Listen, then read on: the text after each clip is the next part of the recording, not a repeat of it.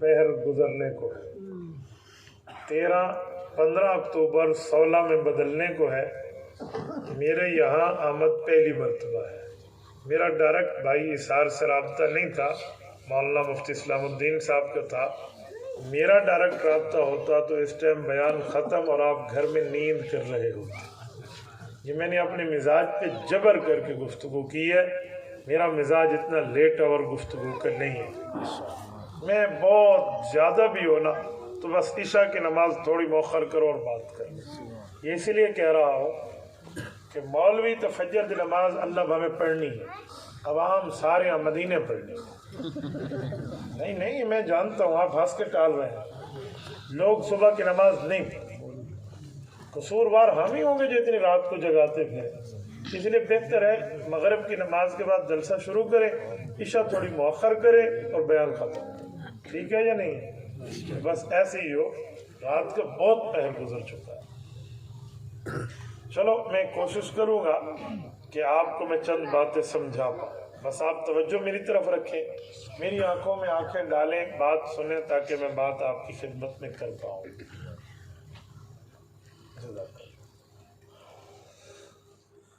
बाग़ फदक कोई ऐसा मसला नहीं है जिसका नाम कुरान पाक में मौजूद हो।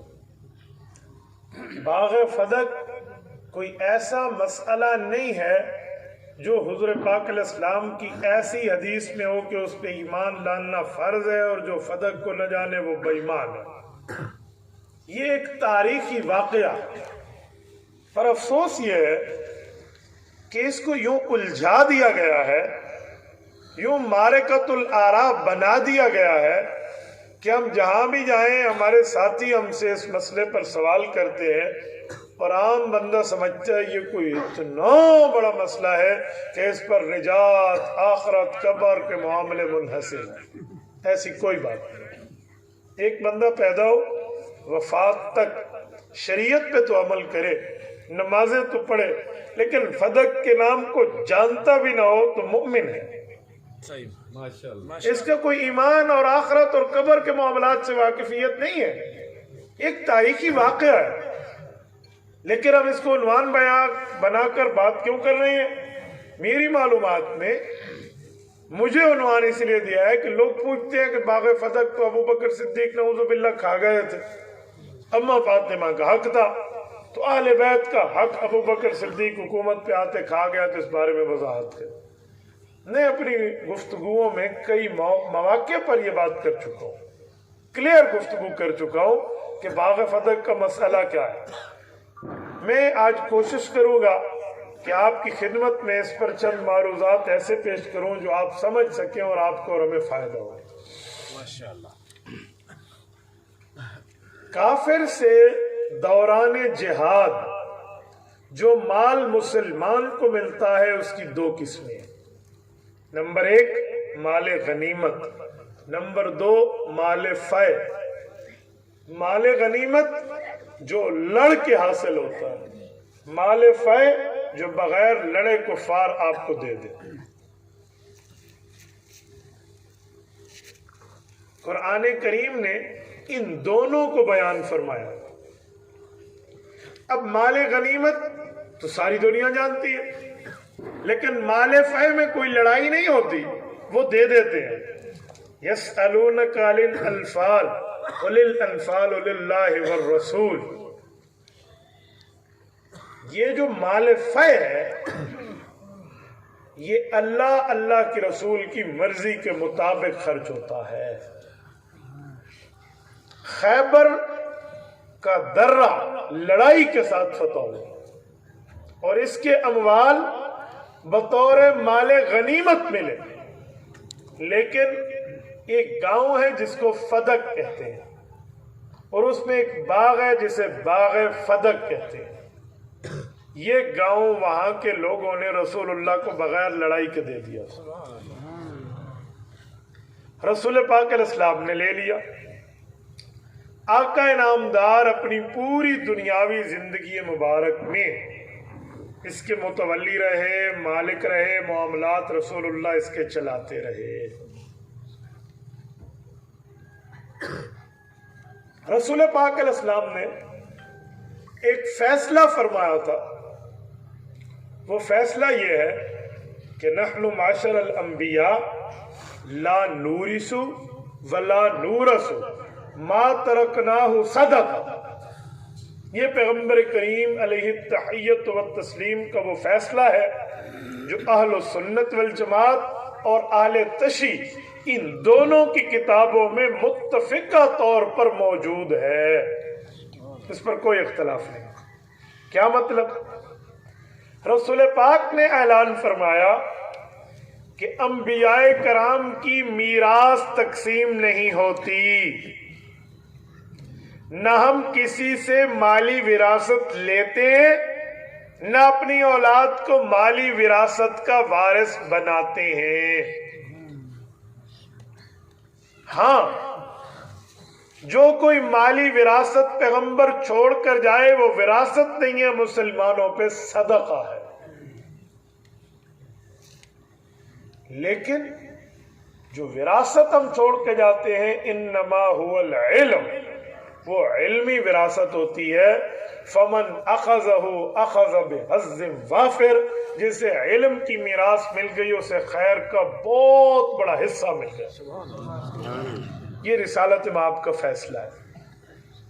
हुआ ये कि रसूल पाक अलैहिस्सलातु वस्सलाम को ये माल फाए बाग़ फदक मिल गया। आका नामदार 3, 4, 5 जगह इसके आए हुए माल को खर्च फरमाते थे।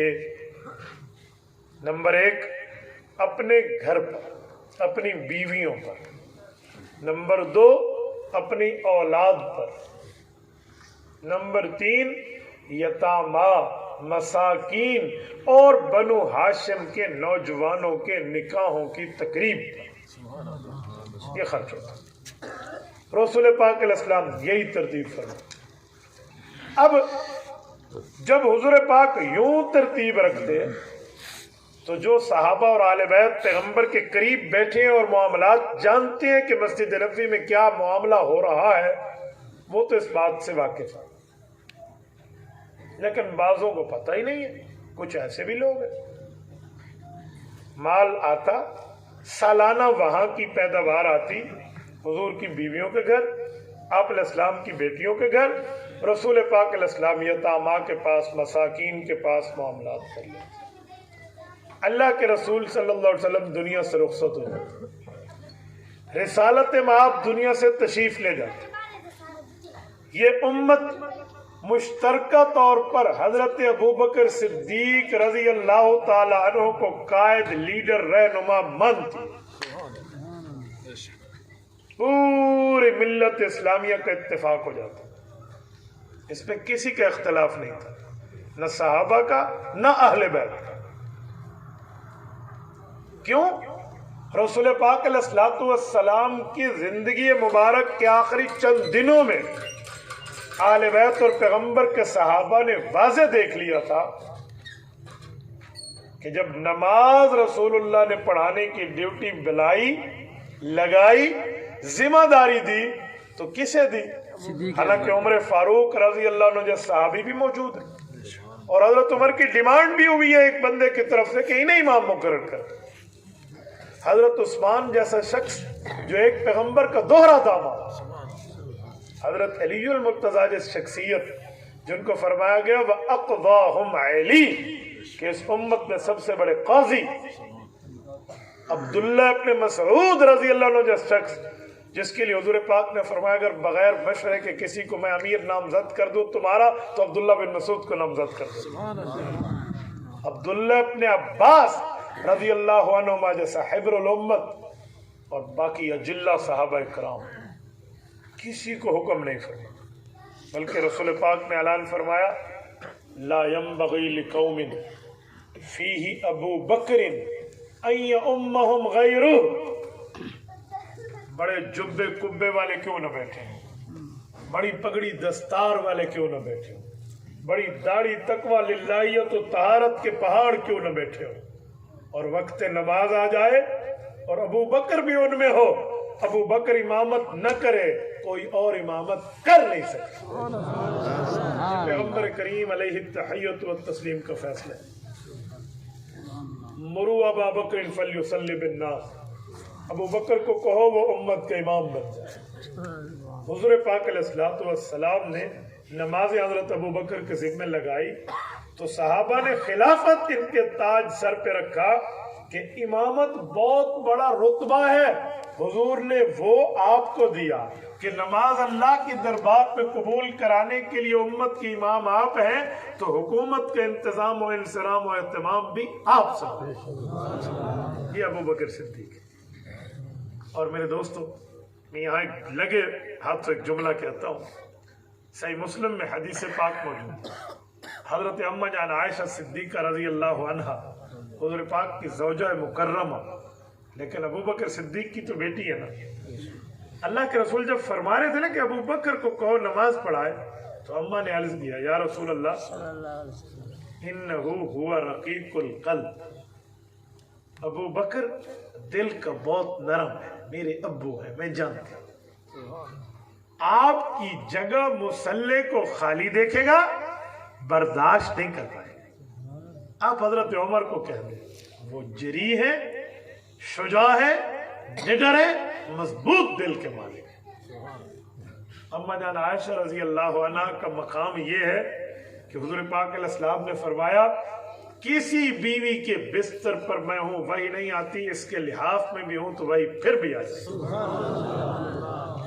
इस अम्मा जान को हुजूर पाक का जवाब है, आयशा तू दरमियान में ना आ, मा यअबल्लाहु वल मुमिनून मा खला अबा बकर। कहा न मुमिन राजी होंगे, न मेरा अल्लाह चाहता है कि कोई और आए, अबू बकर आए मुसल्ले। हजरत अम्मा जान हट गई। जब अबू बकर कायद बने,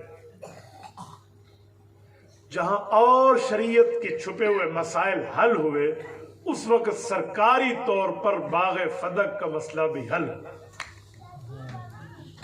हुआ। ये कि अम्मा जान फातिमतुज़्ज़हरा रज़ी अल्लाह अन्हा, जो हुजूर पाक की चौथी और चहीती बेटी थी और हुजूर पाक के बाद सबसे आखिरी औलाद थी, हुजूर के बाकी बेटे और बेटियां पहले फौत हो गई थी, हुजूर पाक के बाद सबसे आखिरी बेटी हजरत फातिमा थी औलाद में। इन्होंने एक खत भेजा या चिट्ठी लिखकर बंदे के हवाले की, जो अबू बकर सिद्दीक तक ले अरसलत इलैहि, इन्होंने बंदा भेजा लिखकर, तहरीर करके। मसला ये है, अब इसको उन्वान क्या बना, सैयदा दरबार में आई, 40 आयात पढ़ के कही मेरा हक है। अबू बकर ने हक देने से इनकार करके सैयदा को खाली हाथ लौटा दिया। इस धरती पे सबसे बड़ा झूठ है। 40 आयतें तुझे माफ है, तू सही सनद के साथ दिखा दे। हजरत सैयदा आई और उन्होंने एक आयत पढ़ी हो, मैं तेरे हाथ चूम लूंगा। झूठ और बकवास की बुनियाद पर बाजार गर्म कर रखा हजरत अबू बकर के खिलाफ। 40 आयतें सैयदा ने पढ़ी हैं। भाई सैयदा तो कुरान की सारी आयतों की हाफिजा थी। मैं हजरत सैयदा के इल्म पर बात नहीं कर रहा। हजरत अम्मा जान फातिमा के कदमों में आने वाली जूती, उस जूती के नीचे आने वाले मट्टी के जर्रात हमसे करोड़ अरब गुना अफजल है। उनकी जूती की खाक हमारी आंख का सुरमा, अम्मा की जूती के तमगे पे हम हमारी नस्लें कुर्बान। मैं अम्मा फातिमा की बात नहीं कर रहा, मैं ये कह रहा हूं जो झूठ बोला गया है कि हजरत अबू बकर के दरबार में आई है, 40 आयात पढ़ दी है। भाई कैसा झूठ बोल रहे हो? झूठ हमेशा गूंगा, अंधा, बहरा, लंगड़ा, लूला होता है और झूठ पकड़ा जाता है। ऐसा कोई वाकया नहीं। अरसलत इलैहि, अम्मा जान फातिमा ने चिट्ठी भेजी थी, पैगाम भेजा था। अच्छा, पैगाम क्या था? वो ये है कि इस वक्त तो मैं अपने पाक पैगंबर सल्लल्लाहु अलैहि वसल्लम के वालिद की हैसियत से बेटी तो एक ही हूँ इस वक्त, बाकी मेरी 3 बहनें फौत हो गई, मेरे भाई फौत हो गए, लिहाजा मेरे अब्बा जान की मिल्कियत में जो बाग था फदक का, वो बाग मुझे इनायत कर दिया जाए। حضرت ابو بکر صدیق رضی اللہ تعالیٰ عنہ نے جواب عرض کیا، فرمایا فاطمہ میری بیٹی ہو، اور واقعی ابو بکر صدیق رضی اللہ عنہ جس مقام پہ ہیں تو ان میں تو حضرت اماں فاطمہ کا مقام دیکھیں نا، تو ابو بکر تو حضرت فاطمہ کے رشتے میں نانا جان لگتے ہیں، کیونکہ ابو بکر کی بیٹی حضرت عائشہ پیغمبر کی بیوی ہے اور حضرت اماں جان فاطمہ تو زہرا کی والدہ بنتی ہے، تو والدہ کا ابو تو نانا جی ہوتا ہے۔ تو کہا بیٹی فاطمہ ایک طرف سے آپ کا مطالبہ ہے کہ یہ میرے نام کر دیا جائے، ایک طرف آپ کے والد مکرم اور ہمارے پاک پیغمبر کا فیصلہ ہے، آپ حضرت عباس سے پوچھ لیں، حضور پاک علیہ السلام کے چچا جان ہیں، آپ اپنے خامد حضرت علی المرتضیٰ سے پوچھ لیں، آپ کے خامد رسول اللہ کے چچا زاد بھائی ہیں، آپ اہل بیت میں کسی شخص سے پوچھ لیں، آپ کے والد مکرم اور ہمارے پیغمبر صلی اللہ علیہ وسلم کا فیصلہ ہے کہ میری وراثت تقسیم نہیں ہوگی، آپ چاہتی ہیں کہ میں آپ کو زمین دوں، ہماری کسی زمین پر آپ ہاتھ رکھ لیں وہ آپ کے نام الاٹ ہو جائے گی، لیکن اگر آپ چاہیں کہ میں پیغمبر کائنات کے فیصلے کو بدل لوں تو ابو بکر یہ نہیں کر سکتے۔ کہاں ہے وہ طبقہ، کہاں ہے وہ گروہ، کہاں ہے وہ زبانیں جو کہتی ابو بکر حق کھا گیا تھا؟ اے اللہ کے بندو، اگر انصاف کا خون نہیں ہو گیا تو سچ بولو، ابو بکر حضور کے فیصلے کو توڑ دیتا؟ بولیے ابو بکر نے تو فیصلہ نبوی کو برقرار رکھا ہے۔ اماں جان فاطمہ الزہرا کے پاس جواب دیا ہے، اور اس کے بعد اماں جان رضی اللہ عنہ نے اس بارے میں پھر بات نہیں فرمائی، پھر مطالبہ نہیں فرمایا۔ مسئلہ یہ ہے، اب لوگ کیا کہتے ہیں، اماں نے تو ابو بکر سے پھر بات ہی نہیں کی۔ انہیں کہو اماں ابو بکر صدیق کے ساتھ نعوذ باللہ کوئی باتیں کرنے والی تھی تو پردہ دار خاتون، وہ باتیں کریں تو حضرت علی سے کریں، گھر میں باتیں کریں تو امام حسن امام حسین سے کریں، باتیں کرو تو اپنے محارم سے کریں۔ حضرت ابو بکر صدیق سے ان کا بات کرنا جڑتا اور بنتا کیسے ہے؟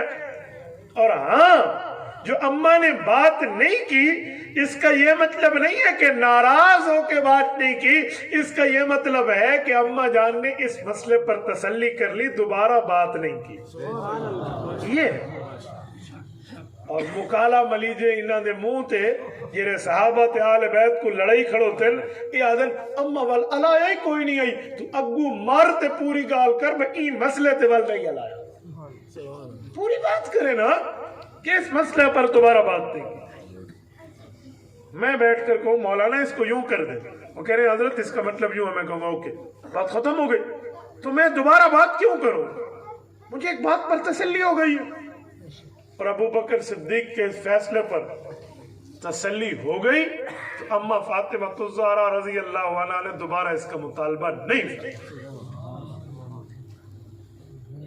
اچھا، اگر آپ کہیں کہ ابو بکر کو چاہیے تھا پھر بھی دے دیتا، جیسے یار لوگ کہتے بی بی پاک کو خالی نہ لوٹاتا، میں نے کہا جی پہلا جھوٹ تو یہ ہے کہ بی بی آئی نہیں تھی، لوٹاتا کہاں سے آ گیا؟ وہ تو بندہ آیا تھا۔ یار ایک بات بتاؤ، ابو بکر حضور کے فیصلے کو کاٹ دیتا تو خدا کے بندے، اماں کو زمین چاہیے ہوتی تو ابو بکر نے زمینوں کی آفر کر دی تھی کہ آپ کو جو چاہیے آپ لے لیں۔ مجھے ایک شخص نے کہا کہ میں اہل بیت کا غلام ہوں، اماں فاطمہ کے بات کو خالی نہیں لوٹانا چاہیے تھا، زمین ان کے نام کر دینا چاہیے تھا۔ میں نے کہا ذرا ہمت کرنا، میں بات کر رہا ہوں، تیرے مذہب کی کتاب اصول کافی ہے؟ کہتے جی ہے۔ میں نے کہا وہاں باب العقار ہے؟ کہتے جی ہے۔ میں نے کہا تیرے مولویوں نے لکھا ہے ان النساء لا یرثن من العقار شیئا، کہ ہمارے مذہب میں عورت کبھی زمین کی مالکہ نہیں بن سکتی. کتاب تیری نہ ہو، حوالہ تیرا نہ ہو، معتبر کتاب نہ ہو، جسے تو مانتا ہے وہ نہ ہو، جو سزا چور کی وہ ہمیں دے دینا، لیکن کتاب تیری، حوالہ تیرا، لکھا تمہارے مولویوں نے اصول کافی، اس دھرتی پر تیری سب سے معتبر کتاب وہ کہتی ہے عورت کے نام پہ زمین ہو نہیں سکتی. تو ابو بکر پہ بات کر رہا ہے. ابو بکر وہ ہے جس کو اللہ کے رسول نے اپنے ساتھ سفر ہجرت میں ساتھ لیا. یہ ابو بکر حضور کو مدینہ پہنچانے گئے تھے اور آج تک واپس نہیں آئے حضور کے ساتھ آرام. تیرا جملہ اس پر، تیرا اعتراض اس پر. اما عائشہ صدیقہ رضی اللہ عنہ سے نکاح ہے تو ابو بکر صدیق حضور پاک کو حق مار کی آفر کرتے ہیں کہ بیٹی بھی میری قبول کر لے اور حق مار بھی میری طرف سے آپ کو تحفہ آپ دے دینا. یہ پیغمبر کا حق کھا گیا تھا، یہ اولاد رسول کا حق کھا گیا تھا. میرے دوستو، حضرت صدیق اکبر رضی اللہ تعالی عنہ نے اس موقع پر جو ایک جملہ ارشاد فرمایا، ذرا میں وہ آپ کے سامنے رکھتا ہوں، توجہ رکھنا، کہ یہ وہ فیصلہ ہے جو میرے پاک پیغمبر نے کیا ہے. جیسے جیسے میرے پاک پیغمبر اس پر عمل کرتے تھے میں ویسے کروں. اگر ابو بکر کھا گیا ہوتا تو جو بندہ دنیا سے چلا جائے اس کی بیٹی کا حق وراثت میں اگر بنتا ہے تو بیوی کا بھی بنتا. بتاؤ نہیں بنتا؟ حق اگر بیٹی کا ہے تو بیوی کا ہے یا نہیں ہے؟ تو حضور پاک علیہ السلام جب دنیا سے تشریف لے گئے، حضور پاک کی 9 ازواج مطہرات اس دھرتی پر موجود تھی. صرف 2 ازواج مطہرات فوت ہو گئی تھی، حضرت خدیجہ اور حضرت زینب بنت خزیمہ رضی اللہ عنہما. باقی ہر بیوی دنیا میں زندہ سلامت موجود تھی. اس میں ابو بکر کی بیٹی حضرت عائشہ بھی تھی رضی اللہ عنہ. تو جو کسی کا حق کھاتا ہے وہ اپنا گھر بھرتا ہے.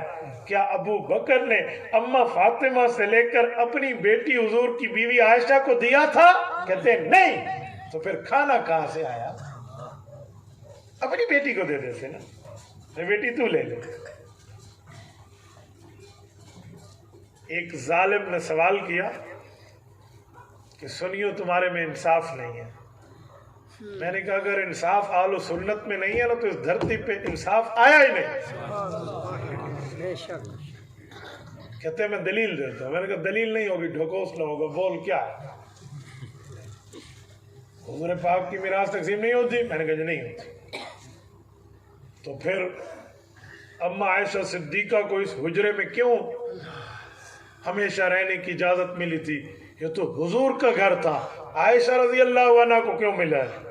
اگر حضرت فاطمہ سے آپ باغ فتح کے حق کی بات نہیں کرتے تو حجرہ عائشہ حضرت عائشہ کیوں ملا رہا؟ یہ بھی لے لیا جاتا. حبک الشیء یعمی ویسم. اتنی محبت نہ کرو کہ تم آنکھوں سے اندھے اور کانوں سے بہرے ہو جائے. بیوقوف، تو نے بغض ابو بکر سے محبت کی ہے، تجھے محبت حضور پاک کے صحابہ کی پیار سے ہونے چاہیے تھی، اس لیے تو اندھا ہو گیا، کان سے بہرا ہے. آؤ میں تمہیں بتاتا ہوں، یہ حجرہ پیغمبر نہیں ہے، یہ حجرہ عائشہ ہے. کیوں؟ حضور اپنی دنیاوی زندگی میں حضرت عائشہ کو تحفہ دے چکے. یہ کیسی میراث ہے؟ دلیل پوچھتا ہے، آؤ میں دلیل پڑھ رہا ہوں.